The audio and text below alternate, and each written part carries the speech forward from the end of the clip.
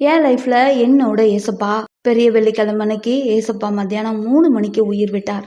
3ஆம் நாள் உயிர் தெழுந்தார். இந்த நடுவு கேப்ல என்ன நடந்துச்சு, ஏசப்பா எங்க இருந்தார் அப்படின்றத பத்தி தான் இந்த வீடியோல நம்ம பார்க்க போறோம். நீங்க போய் பார்த்தீங்களா? உங்களுக்கு எப்படி இந்த விஷயம் தெரிஞ்சிச்சு? பைபிள்ல இருக்கா? யார் சொல்லியிருக்காங்க?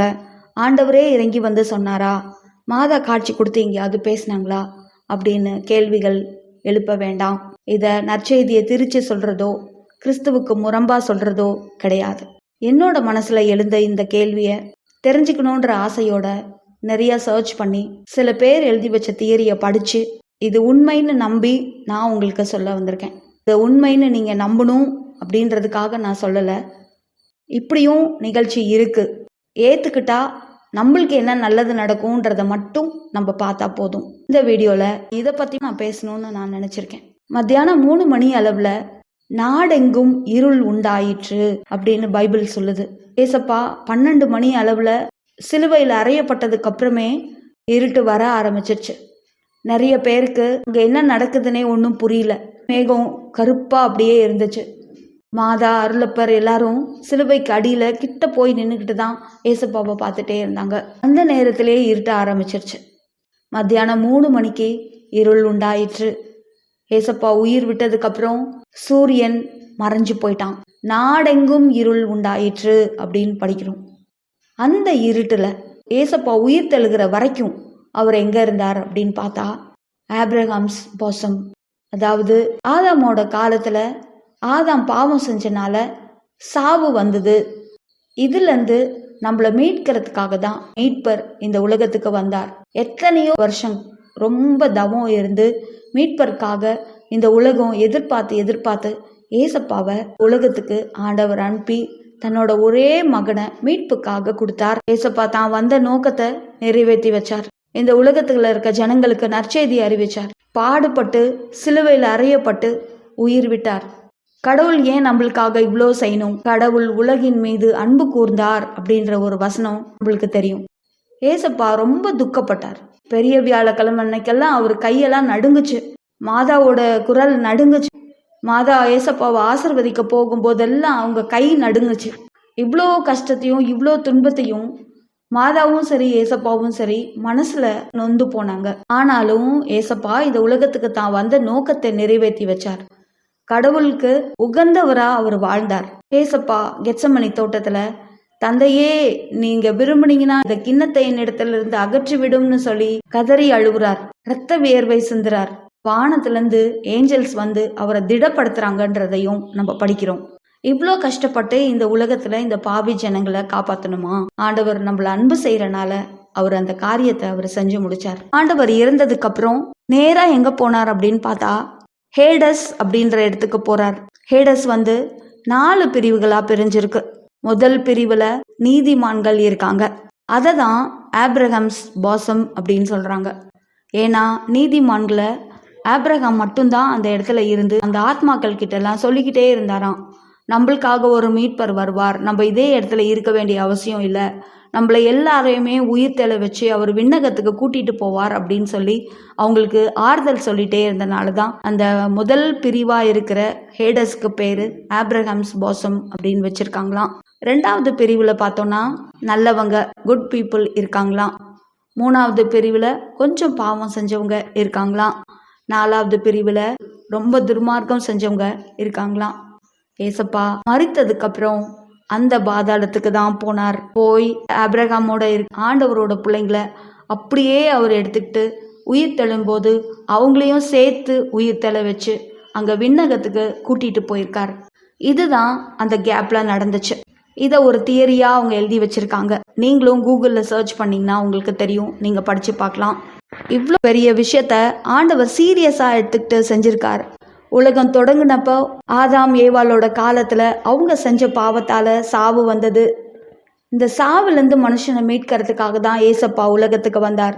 அவரு ஒவ்வொரு விஷயத்தையும் சீரியஸா எடுத்துக்கிட்டு எவ்வளோ கண்ணியமா செஞ்சு முடிச்சாரோ, நம்மளும் இந்த உலகத்துல வாழ்ற அந்த நாட்கள்ல நம்ம கண்டும் காணாம போற விஷயத்த கண்டுக்கிட்டு நம்ம செய்யணும்.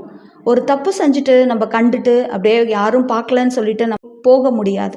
ஏன்னா கடவுள் நம்மளோட நல்ல செயல்களையும் தீய செயல்களையும் வெச்ச கண்ணு வாங்காம அவர் வானகத்திலேருந்து நம்மளை பார்த்துக்கிட்டே தான் இருக்கார்.